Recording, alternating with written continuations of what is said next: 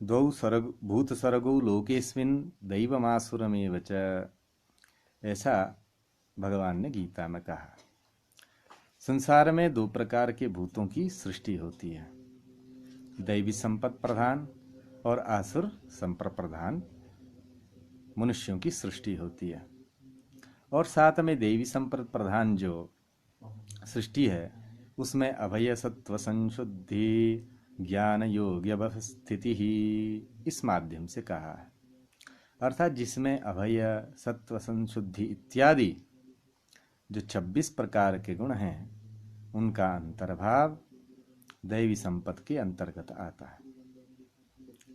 और दूसरे हैं आसुर संपत्ति वाले जन, जो कि दंभो दर्पोतिमानश्च क्रोधः पारुष्यमेव च, अर्थात जिनमें दंभ दर्प अतिमान क्रोध पारुष्य अज्ञान प्रवृत्ति निवृत्ति से दूर रहना, शौच से दूर रहना, आचार से दूर रहना, सत्य से दूर रहना, ये जितने भी हैं ये आसुर संपत्ति के अंतर्गत आते हैं।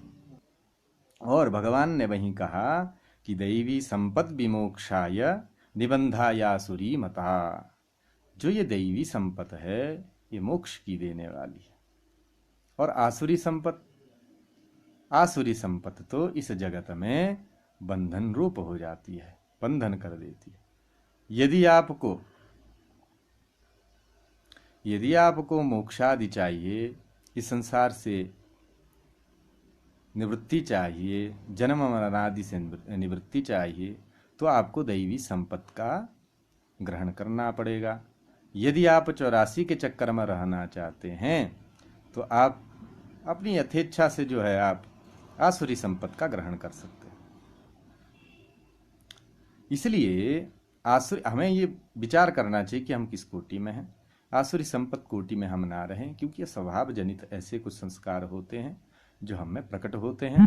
इस आसुरी संपत्ति की निवृत्ति कैसे हो ये प्रश्न होता है, और हमारा आचरण उन्नत कैसे हो इस विषय में भी शास्त्र में आदि जगद्गुरु भगवान शंकराचार्य ने गीता भाष्य में कहा कि सर्वस्य एतस्य आसुर संपत्ति परिवर्जनाय श्रेयाचरणस्य च शास्त्रं कारणम्, शास्त्र प्रमाणाद अभयं शक्यं कर्तुं नान्यथा। साक्षात कहा कि आसुरी संपत्ति का परिमार्जन कैसे किया जाए, तो कहा कि शास्त्र ही उसका एकमात्र कारण है। और श्रेय आचरण की वृद्धि कैसे की जाए, तो उसमें भी इन दोनों प्रकार के विषयों में शास्त्र ही प्रमाण होता है।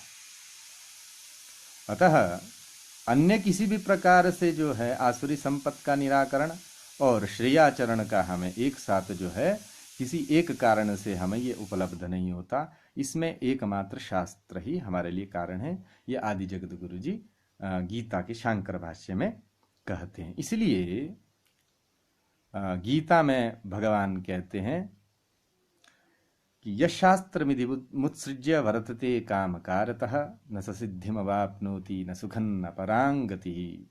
भगवान इसलिए कहते हैं गीता में कि यह शास्त्र विधि मुत्सृज्य, दो शास्त्र की विधि को छोड़ करके वर्तते कामकारतः, अपने मनमुखी उपायों से, तरीकों से, बातों से जो वर्तता है, संसार में आचरण करता है, उसकी क्या गति होती है, तो कहा न सो सिद्धिमवाप्नोति, वह सिद्धि को भी प्राप्त नहीं करता है, न सुख प्राप्त करता है, ना ही परम गति को प्राप्त करता है। क्योंकि आप कोई कर्म कर रहे हैं, वो कैसे करना है, उसकी क्या विधि है, क्या विधान है, इसमें प्रमाण क्या होगा भला, तो कहा इसमें प्रमाण तो शास्त्र होगा। शास्त्र की विधि को छोड़ करके जो अन्यथा आचरण मनमुखी रूप से आचरण करता है, उसे जो है सिद्धि और सुख और परागति नहीं मिलती। इसलिए भगवान कहते हैं तस्मात् शास्त्रं प्रमाणन्ते कार्याकार्य व्यवस्थितौ ज्ञात्वा शास्त्र विधानोक्तम कर्म कर्तुमिहार्हसि। 16वें अध्याय का 24वां श्लोक। इसलिए कहते हैं कि इसलिए शास्त्र प्रमाण है हमारे लिए, क्योंकि यदि हम शास्त्र की विधि को छोड़ करके मनमाने आचरण से करेंगे तो उससे भैया सिद्धि नहीं होने वाली। तो इसलिए हमें शास्त्र को प्रमाणित करना पड़ेगा, शास्त्र को मानना पड़ेगा। उसमें शास्त्र प्रमाणित, स्वयं भगवान गीता में कह रहे हैं क्या कर्तव्य है क्या अकर्तव्य है, इसमें कौन प्रमाण। इसलिए ज्ञातवा शास्त्र विधानोक्तं कर्म कर्तुम, यहाँ से इस कर्म भूमि में शास्त्र को भली प्रकार जान करके, उसके विधि निषेध आदि को जान करके आपको आचरण करना चाहिए। यह जो है शास्त्र में कहा।